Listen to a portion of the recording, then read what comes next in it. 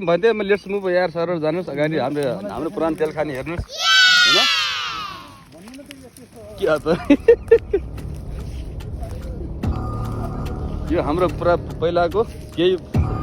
50 वर्ष अगाडि हाम्रो तेल खानी यहाँ जीर्ण अवस्थामा भएको हुनाले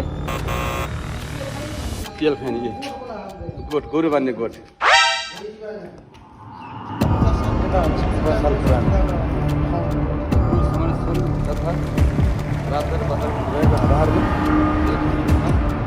सकेन हाम्रो अहिले हाम्रो तेलखानी बन्द भएर गाई गोरु पालन भएको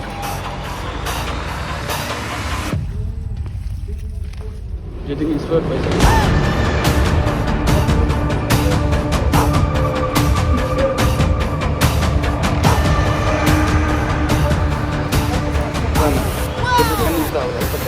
हजुर मटेरियल मैले हेरिसकेँ अब पेट्रोल खानी हेरौँ यता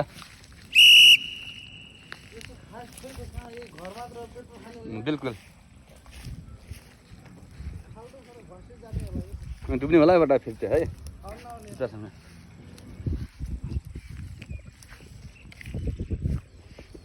दे हामी पनि आऊ क्यामेरामा लग्नुहोस् चालू भएको छ ओके डन छ त के नै छ र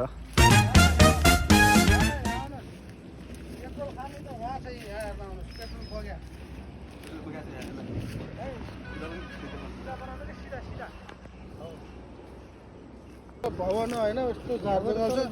हेर्नुहोस् पेट्रोल लिक भइकन कत्रो बगेको छ देखाउनु त यो पुरै पेट्रोल हो पाइप लाइन गराउनु जुम गराउँछ पेट्रोल बगेको छ यहाँ पुरै